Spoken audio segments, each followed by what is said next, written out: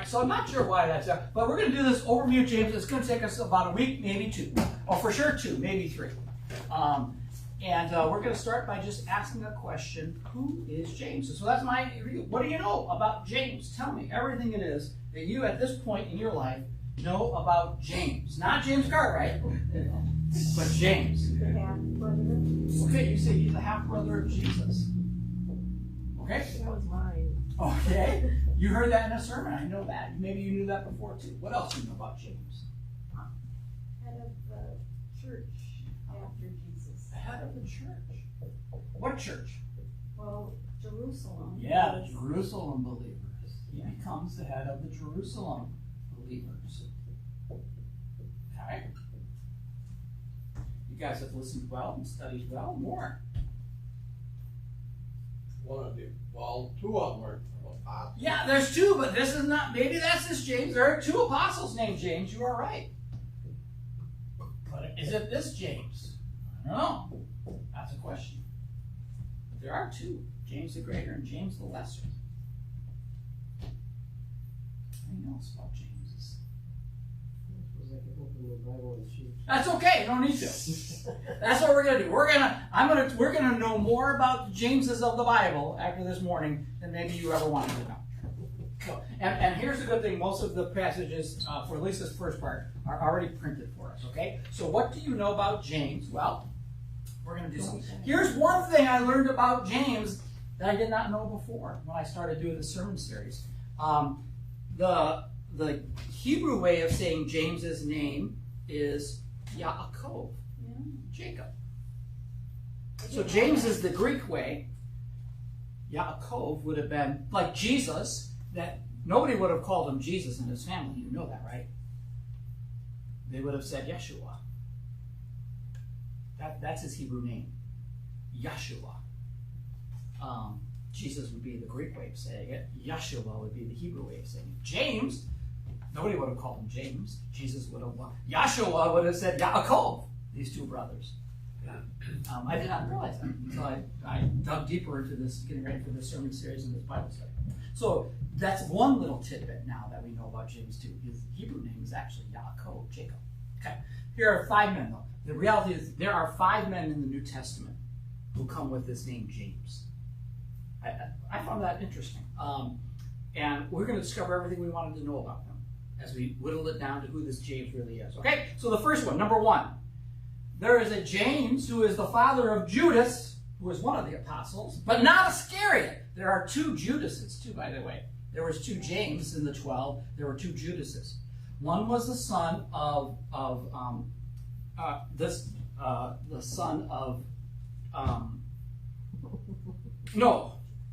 James, the father of Judas, one of the apostles, not Judas Iscariot. All right, let me get right. Okay, so Luke 6, verse 16. See that passage there? You want to read that one out loud, Miss Bonnie?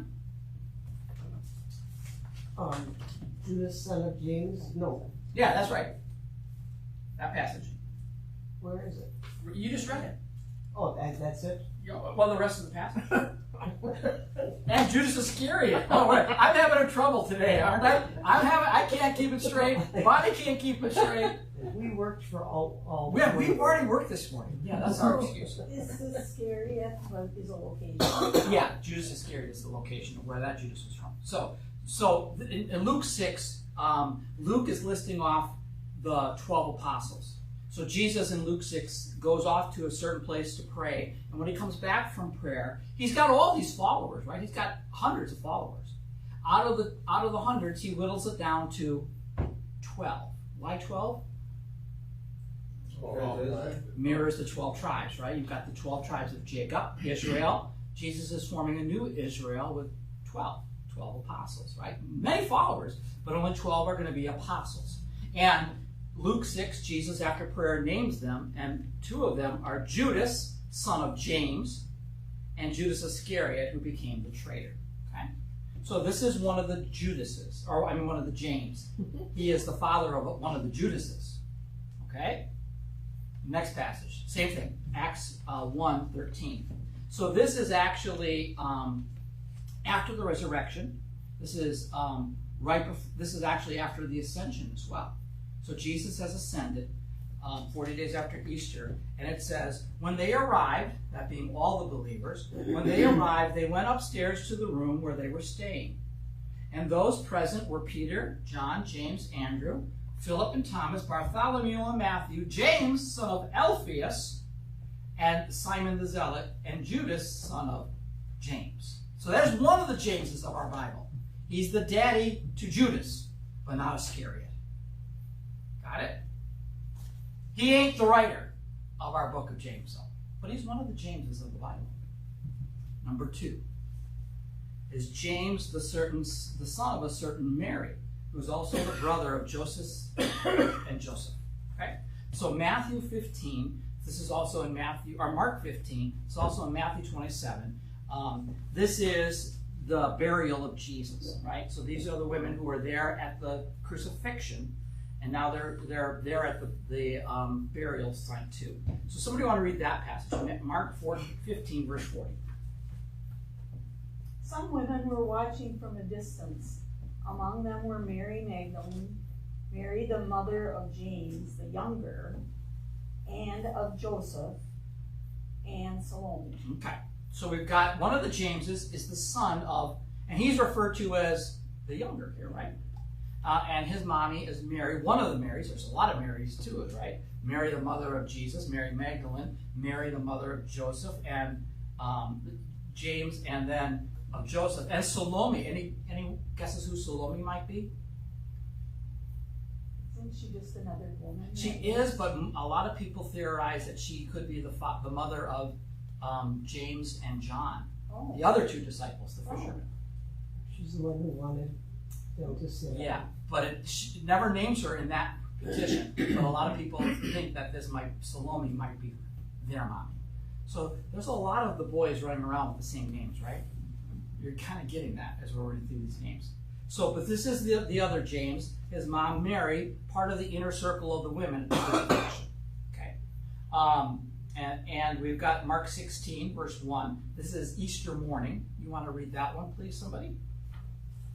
When the Sabbath was over, Mary Magdalene, Mary the mother of James, and Salome bought spices so that they might go to anoint Jesus' body. So they were the Spice Girls.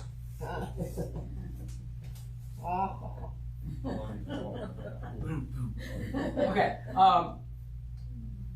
but same lady, right? And she's got a son named James. And then the last one, Luke 24. This is Luke saying these. Mark tells who the women are at the beginning of the Easter morning story. Luke 24. Luke just begins by telling us some women with spices went to the tomb. And then at the end, it tells us who it was in verse 10. He says, it was Mary Magdalene, Joanna, Mary the mother of James, and the others with them who told this to the apostles that Jesus had been risen. So we've got this other James now, right? He is the son of a certain Mary. He's got another brother named Joseph.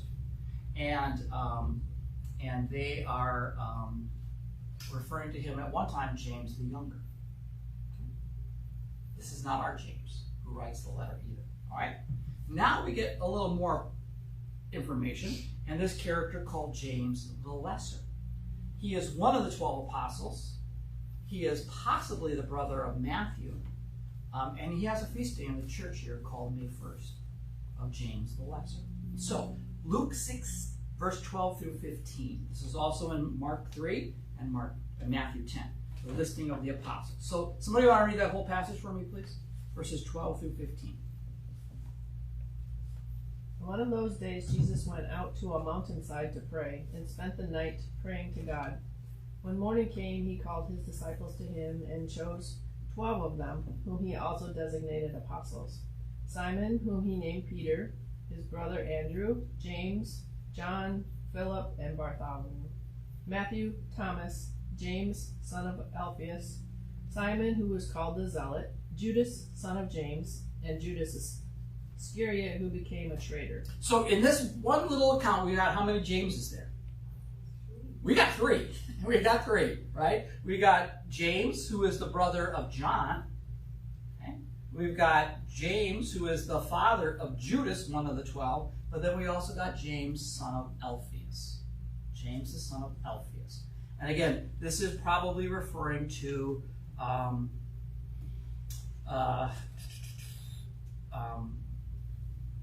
I believe it's Matthew's brother. Yeah. So in one of the passages, and I can't remember, it's either in Mark or Matthew's, when Matthew is being listed, he's listed as Matthew, the son of Alphaeus. Now, there could be two Alphaeuses running around, and they each had a boy that became a disciple of Jesus, or they could have been brothers, but we don't know that for sure. That's just me guessing. But this James is commonly referred to as James the Lesser. Okay, he shows up again in Acts 1:13 after the ascension. He's one of the disciples who heads back, and I got the wrong passage highlighted there. He would be James, son of Alphaeus again. Okay, so he is one of the apostles. So he's one of the 12, not just the father of one of them. He is one of the 12. But James the Lesser, he's not our James who writes the letter either. Not ours. Right? Could be another guy. Number 4, bottom of the page. James the Elder. He's one of the apostles. He's the brother of John, the son of Zebedee, possibly the son of Salome, but we don't know that for sure. And he has a feast day in the church here as well, July 25th. Somebody want to read Mark 1, the bottom of the page. When he had gone a little farther, he saw James, son of Zebedee, and his brother John in a boat preparing their nets. Without delay he called them, and they left their father Zebedee in the boat and the hired men and followed him. All right. So this is James, son of Zebedee, brother of John. And what does he do when Jesus calls? You go. Leaves and goes. He's one of the 12. He's a fisherman. All right. So he's got another encounter with him in Mark chapter 3, verses 16 and 17. This is again the scene of Jesus after prayer, setting aside amongst all these followers he has, he anoints and chooses 12 to be apostles. There is Simon, to whom he gave the name Peter, James, the son of Zebedee, and his brother John. To them he gave the nickname Boanerges, which means sons of thunder. Jesus was a nickname giver, by the way, too. What was Simon's nickname? Peter. All right. What was Thomas's nickname? Elder. No. That was not his nickname. Didymus, which means the twin. A lot of people theorize, I think they're right. I'm not going to take a bullet for it. But I think Jesus calls him twin because he looked like Jesus. Everybody said, that one, you guys look alike. And so Jesus said, yeah, he's my twin. Didymus. So that's what they call him. I think that's what happened. And then you got these two boys, James and John, sons of thunder. Why would he have called them sons of thunder? They're loud and like They were maybe loud, yeah, could be. roughneck kind of guys. Yeah, could be. Yep. Weren't they kind of the enforcers? If there was trouble? I think their characteristics were that loud. They're the ones who we're going to find out, ask Jesus to send some thunder. God, send some thunder. Well, let's keep reading. James is also one of the inner 3, right? So when you notice the stories of Jesus, you notice that in kind of special moments of his life, he takes out of the 12 just the 3. And it's Peter, James, and John. Whatever reason, those are the 3. We see it at the ascension, not the transfiguration. Mark 9. Somebody want to read Mark 9? After 6 days, Jesus took Peter, James, and John with him and led them up a high mountain where they were all alone. There he was transfigured before them. Okay, so this James the elder, he's one of only the 3 who saw the transfiguration. Okay? And Jesus did tell them on their way down, don't tell anybody about this till after the resurrection. So they kept it until then. And they were a little dumbfounded by it too, right? They were a little overwhelmed by it. So Mark 14, this is after the Last Supper, and they've gone to the garden to pray. There they went to a place called Gethsemane, and Jesus said to his disciples, sit down while I pray. And then he took Peter, James, and John along with him, and he began to be deeply distressed and troubled. So in his most crisis moment, right, he chooses just these 3 to go out with him to pray. Peter, James, and John. So he's kind of got an intimacy with Jesus that maybe the other 9 don't have as well. Luke 9:51 through 55, this pivotal moment in Luke's Gospel. Somebody want to read that one for me, please? As the time approached for him to be taken up to heaven, Jesus resolutely set out for Jerusalem, and he met messengers on ahead who went into Samaritan village to get things ready for him. But the people there did not welcome him, because he was heading for Jerusalem. When the disciples, James and John, saw this, they asked, "Lord, do you want us to call fire down from heaven to destroy them?" But Jesus turned and rebuked them. Then he and his disciples went to another village. All right. So this is maybe why they're called sons of thunder. Yeah, a little rough, right? So when you oppose my guy, we're going to ask God to blow the hell out of you. Well, Jesus, what did he do? He rebuked them. Rebuked them. He scolded them. Not my mission. Not what I've come for. Yeah. I'm going to Jerusalem. That's what I've come for. I'm going to die there for you. All right. So we get another scene of from James, from Mark 10. Then James and John, the sons of Zebedee, came to Jesus and said, "Teacher, we want you to do for us whatever we ask." And says, "What do you want?" They replied, "Let one sit at your right and the other at your left in your glory." They want the positions of power and privilege and perks, right? So that's the other note that we have about James. That's it about this James, except for one more thing. Acts chapter 12. It was about this time that King Herod arrested some who belonged to the church, intending to persecute them. This is in Jerusalem. He had James, the brother of John, put to death with the sword. And when he saw that this met their approval amongst the Jews, he proceeded to seize Peter also. This happened during the festival of the unleavened bread. And we know that this time period had to be 42 or 43 AD. Why do we know that? Because King Agrippa, who put James to death, died in 44 AD. So we know that James, the elder, the son of Zebedee, the brother of John, can't be the writer. Why do we know that? Because he was gone. He was dead. He was the first of them martyred. Stephen was the first follower to be martyred. James was the first of the apostles to be martyred. James the elder, the brother of John. So he's not the James either of the writer of this New Testament. The writer of this New Testament is none other than James the Just. James the Just, the brother of Jesus. Yeah, he is the half-brother of Jesus. We're going to see at first he wasn't a believer or a supporter of Jesus at all, but he's changed by a resurrection appearance and becomes the leader of the church of Jerusalem. How do we know all of this about this man, James? We can discover him here in the Bible. So let's find out a little bit more about James the Just. So you got James the Lesser, one of the apostles.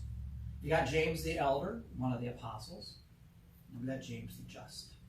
He is most likely the writer of this letter to James. So let's find out about them. The half-brother of Jesus. Mark chapter 6. Somebody want to read that one for me? Bottom of page 2. Jesus left there and went to his hometown, accompanied by his disciples. When the Sabbath came, he began to teach in the synagogue, and many who heard him were amazed. "Where did this man get these things?" they asked. "What's this wisdom that has been given him? What are these remarkable miracles he is performing? Isn't this the carpenter? Isn't this Mary's son and the brother of James, Joseph, Judas, and Simon? Aren't his sisters here with us?" And they took offense at him. It's also in Matthew 13, same account. So we've got listed as one of Jesus' brothers, who?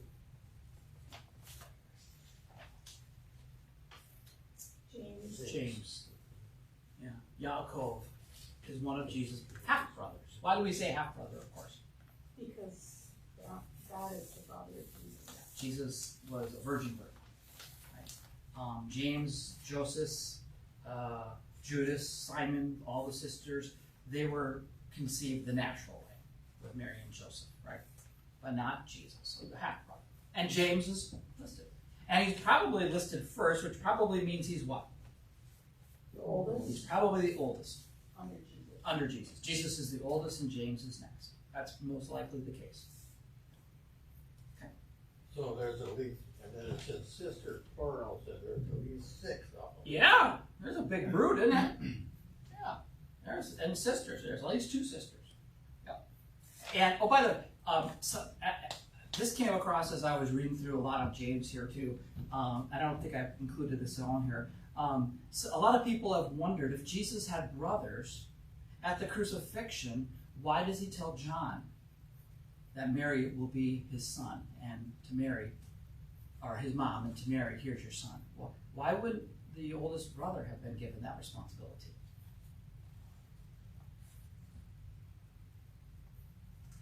James wasn't there at the cross.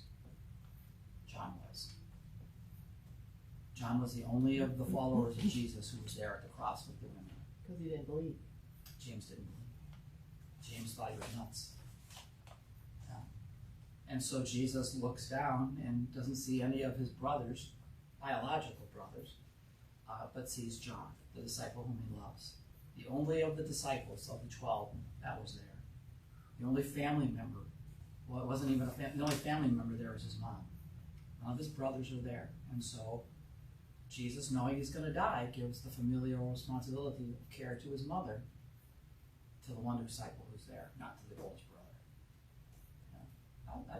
That was kind of interesting. I never thought of it that way before. That was interesting.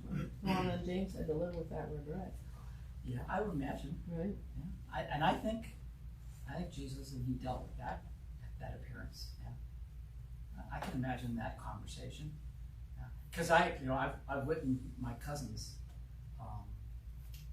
There are 6 of them, and the youngest of the 6 has the power of medical over their mom, my aunt. She's 87 now, I think. And the older brothers are incensed by it. That the youngest sister has it, but she's the one that lives the closest. She's got medical background, but the boys are 2 of the boys at least. Yeah, they got to deal with that, don't they? Yeah. I think Jesus and James dealt with it. Why did he give responsibility for our mom to John? Well, he was there. And it was John, the brother of James, the sons of thunder. It was Yeah. that John. Yeah, it was that John. Yep. The one that's, Wasn't it, where Peter was in the courtyard with that? he was at the Wasn't court. John in with Jesus and during the trial? was, He yeah. wasn't afraid to be in there. John was there too. You're right, John. John was the one who had friends in the high priest's palace, and he brought Peter in, right? But Peter, of course, denied and went away. Okay, let's top of page 3. Some more stuff about this James. In the early years of Jesus' ministry, James and his brothers didn't support Jesus at all. Let's read. How do we know about that? A couple passages tell us. John 7. Somebody want to read John 7 for me, please? Top of page 3.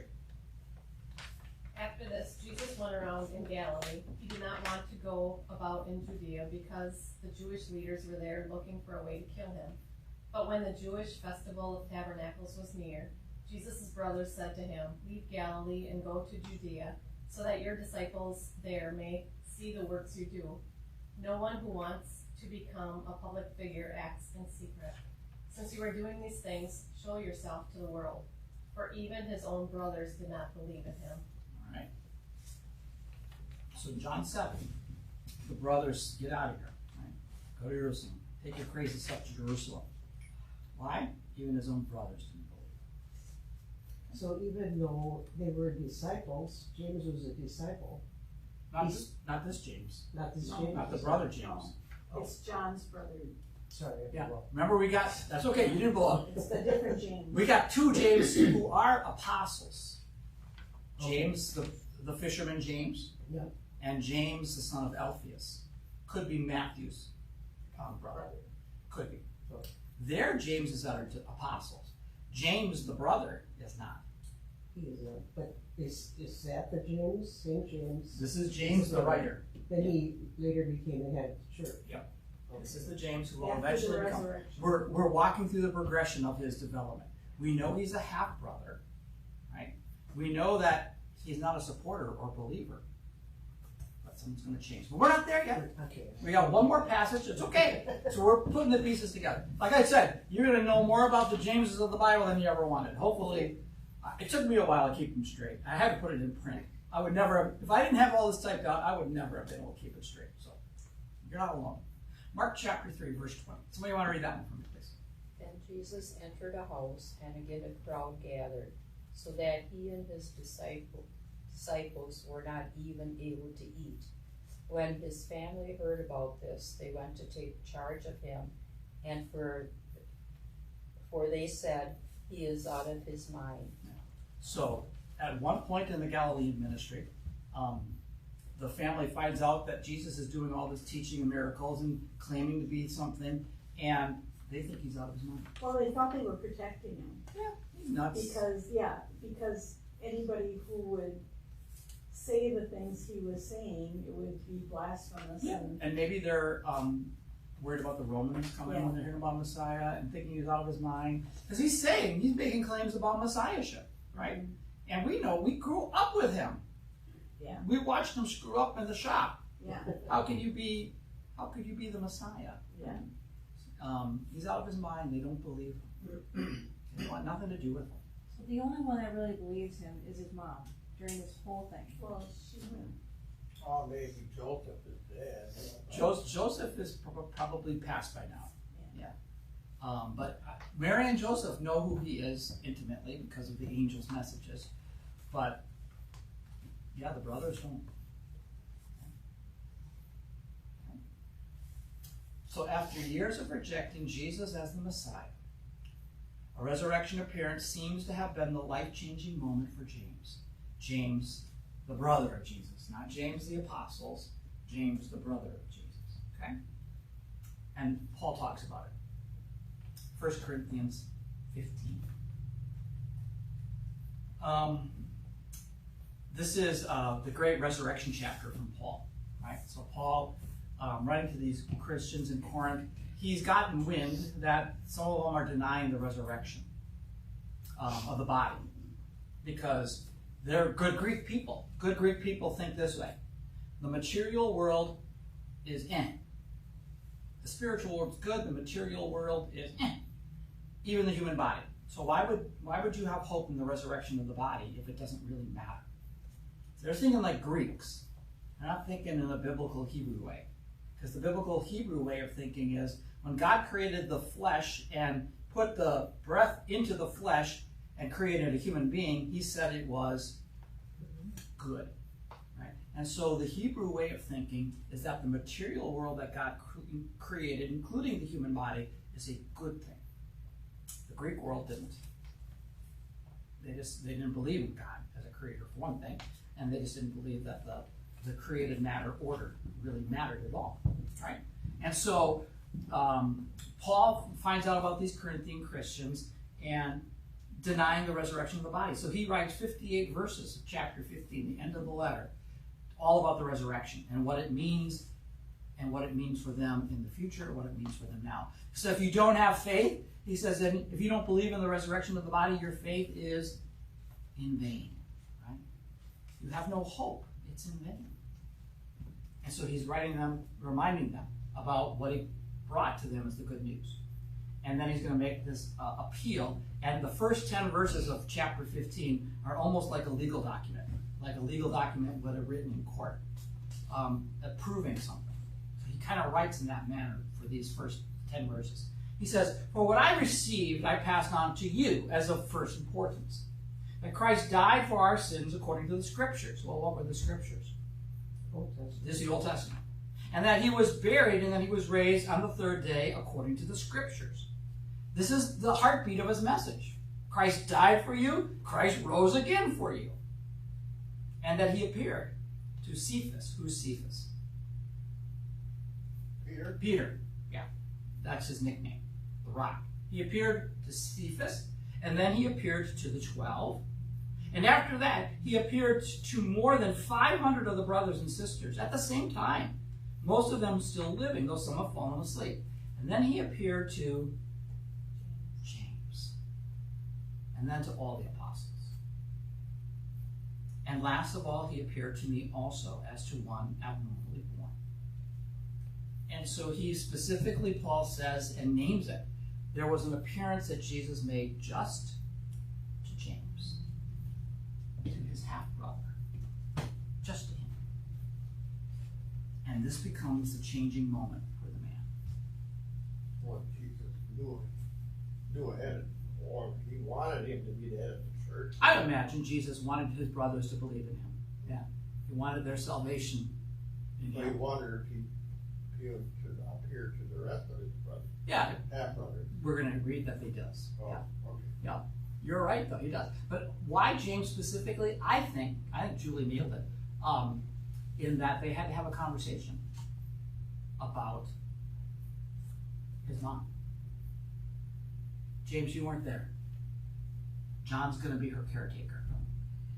He's going to be the son now, the fisherman John, because he was at the foot of my cross. And so I gave him that responsibility. It was mine, Jesus, because the oldest brother, it was his job to be the caretaker for his mother as a widow. He passed it on to his disciple John. James, this is why he did it. I think that's part of that appearance. Not only to change his brother, but I think they had to deal with that. Well, also he probably, they didn't believe in him. They thought he was crazy. Yeah. So he probably was worried about Mary, that she would.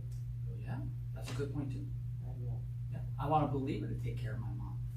John was a believer that day, not you. Yeah. And tradition, by the way, has the early church fathers all are in unanimous thought on this in their writings that Mary did come under John's care from that moment on.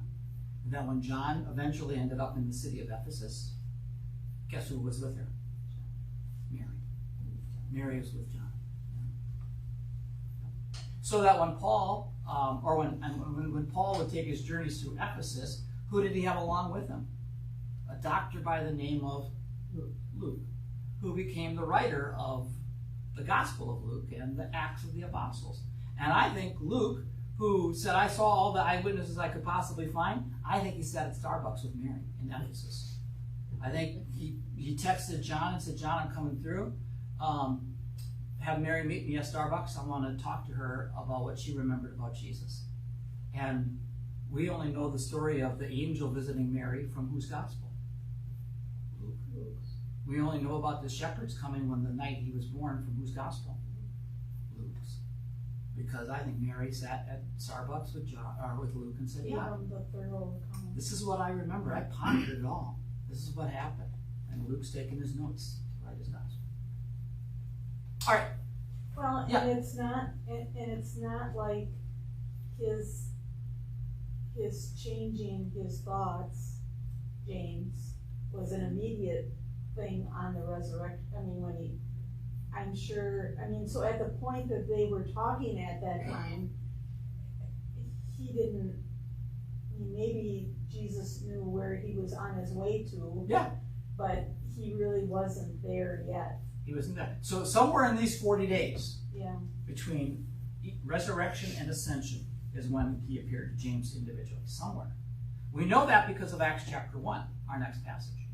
So this is 40 days after Easter. This is right after the ascension. The ascension happens in verse 10 and 11 of Acts 1.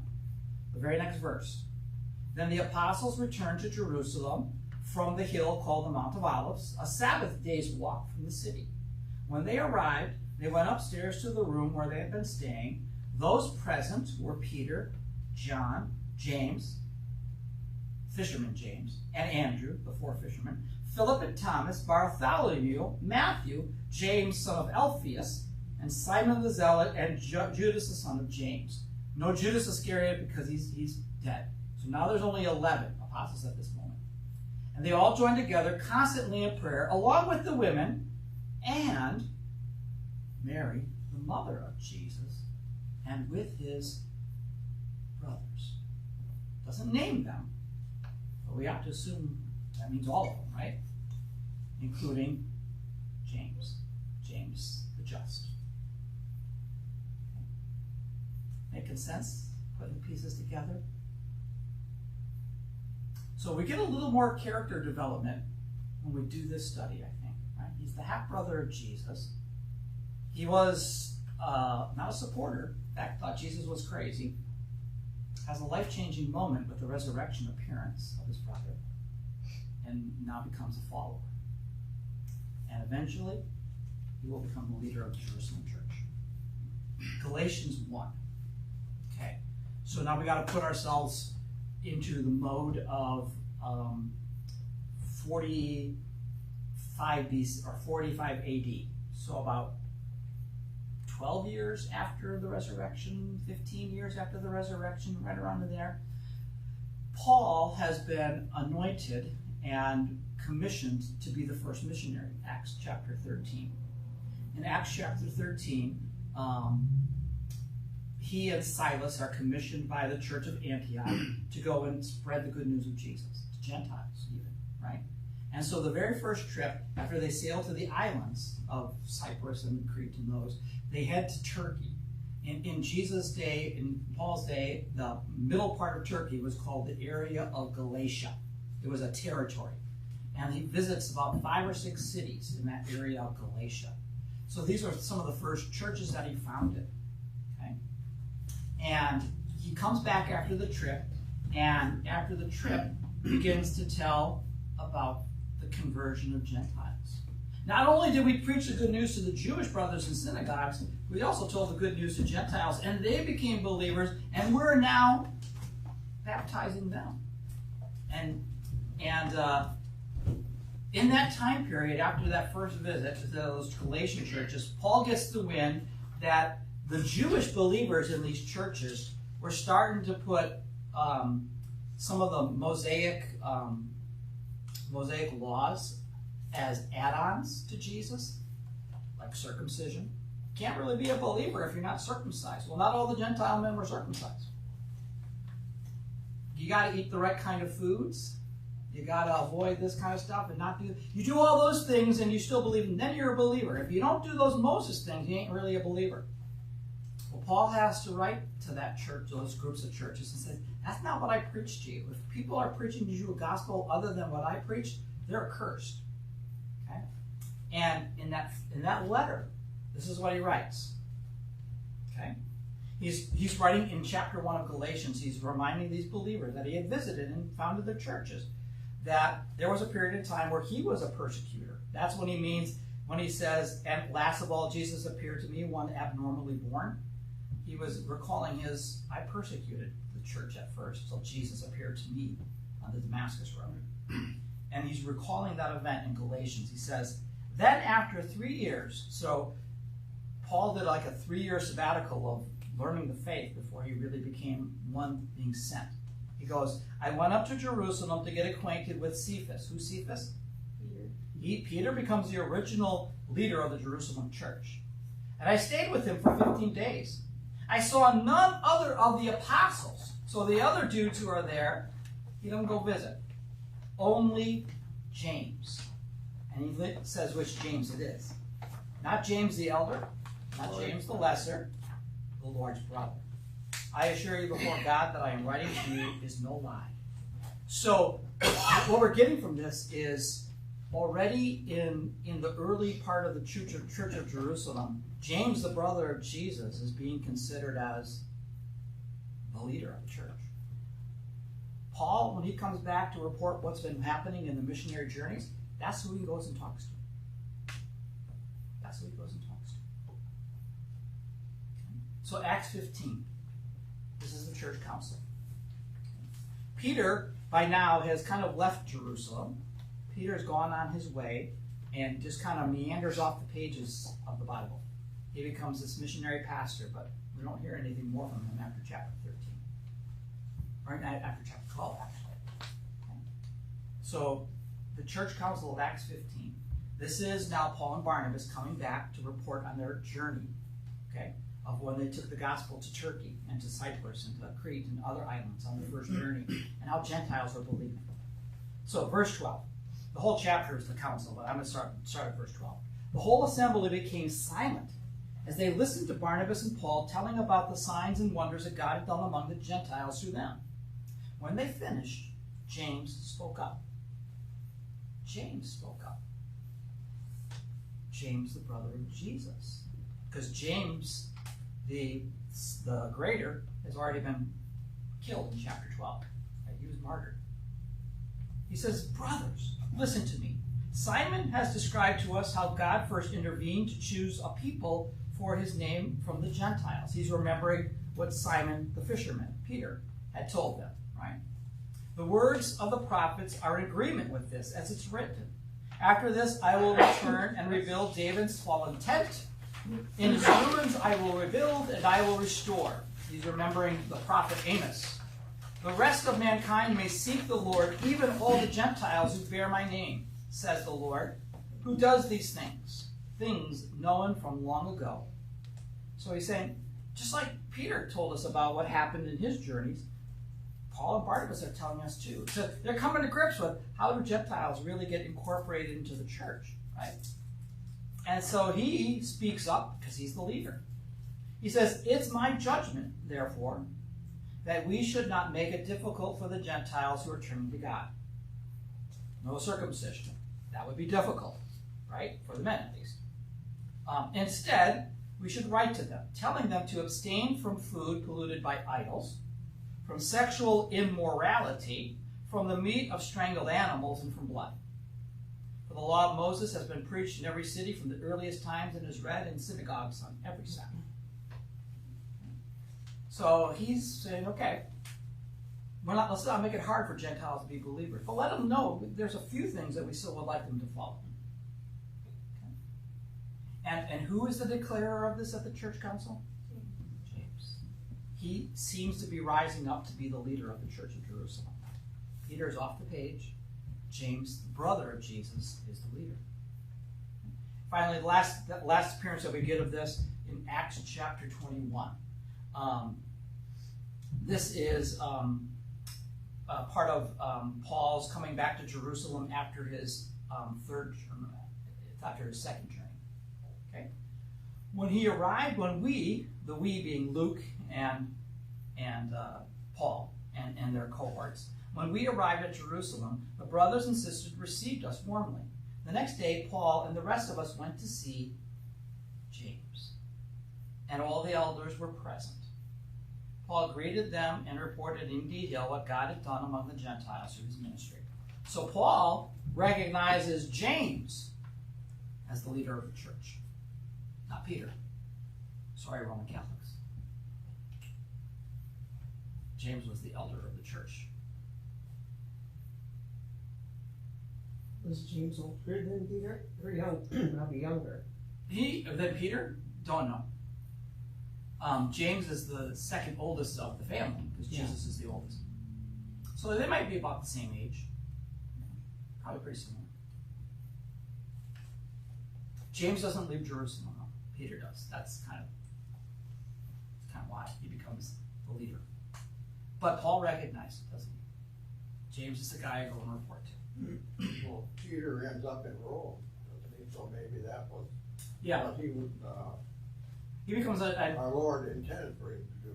We don't know that for sure. I mean, that's where he ends, but we don't have a mission statement from Jesus to Peter to end up there. Now he does. Now whether that's what Jesus intended and directed or not, we can't say for sure. We can say with Paul, because Paul says it, but we don't know about Peter. But yeah, we can say God unfolded it all that way anyway. Yeah. All right, so that's everything we know about this guy James. Here he is. Brother of Jesus. First not a believer or a supporter. Changed by the resurrection appearance, he becomes the leader of the church of Jerusalem. Probably more than you ever wanted to know about James's in the Bible, but now you know. And there is no more rest of the story. We got it all. Wait, any questions, any thoughts, any wonderments? I know it was a lot of details. Hopefully it's not too confusing. I think it was just a neat progression to kind of see his life unfold, on how it unfolded in relationship to Jesus and who he became in the aftermath of it. One little thing I know. Yeah. We were talking about the language changes. Hebrew, but didn't they also speak Aramaic? So they would speak Hebrew, you think, when they were talking with fellow They spoke Aramaic. Aramaic. Aramaic was their mother tongue. I'm going to shoot fish to my cookie. You warned us in the sermon, didn't you? About, you have something about a donut? Did I don't remember saying. Good listening. I don't remember. Did I say it? You're sticking your green dots in your wallet. Oh yeah, get my donut. Yeah, thank you for this donut. God, well done. I didn't even remember saying that, but now that you mentioned it, okay. What was your question, John?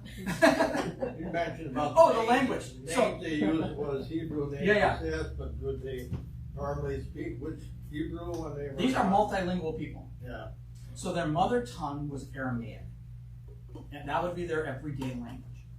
Hebrew is Aramaic is More of an educated? Aramaic is a Semitic language. Yeah. Hebrew is as well, but by the time Jesus is alive, even before, hundreds of years before Jesus, Aramaic became the dialect. Hebrew was more of the written form of the language. Yeah, wasn't it those who had education of the Bible? I mean, who went to learn, Yeah. learned it all in Hebrew. You learned it in Hebrew. Because you read it in Hebrew. Yeah. So not everybody could understand Hebrew in Jesus. Women they all for sure didn't have that couldn't. Children opportunity. wouldn't have. Yeah. At some point though, you learned Hebrew for your bar mitzvah, basically, right? And so not everybody knew Hebrew. Now we can assume that Jesus and his brothers all knew Aramaic. That was their everyday family language. Hebrew was the written language, but not everybody learned it. And so when the teacher in the synagogue would teach, he would actually speak in Hebrew because it was the holy language, right? And if you didn't know it, you had to have a what? A translator, an interpreter, yeah. And so every rabbi in a synagogue would have had their own personal interpreter. And by the way, Jesus talks about this in John 16 when he's reminded the disciples that he's going to leave them, but he's going to send them the Holy Spirit. And he said, the Holy Spirit will be my interpreter. Yeah, he'll be my interpreter. Now, we can assume that all the disciples, the apostles at least, they knew both Aramaic and Hebrew. But they also knew what language? Greek. They knew Greek. Because Greek was the language of the culture. If you wanted to get around in the culture, you learned Greek. Well, the Romans said it had to be Latin, right? Yeah, Romans would know Latin as well, but they would also know Greek. So when Pilate writes the verdict of Jesus, this is Jesus, King of the Jews, he wrote it in 3 languages: Hebrew, Greek, and Latin. Yeah.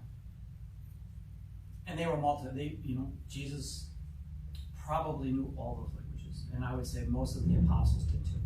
Now, how well were they at all the languages? We don't know. We know that Luke's Greek is very sophisticated. John's Greek, pretty simple. James's Greek, actually, the Greek scholar guys, the guys who are the linguists, says it's actually very good. It's very intricate, and he knows the Greek language well. John is, Paul was very high Greek. Paul knew Greek really well, and Luke definitely. But John's Greek was the easiest. So, yeah, when we had to do translations for a Greek class, we always started in John's Gospel.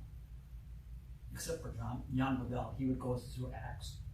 He was a pretty mean man, Jan Pavel. He was our Greek professor at St. Paul. Yeah, he had taught there his entire life. Back in the 60s, one of my classmates had him. One of my classmates' dad had him in the 60s.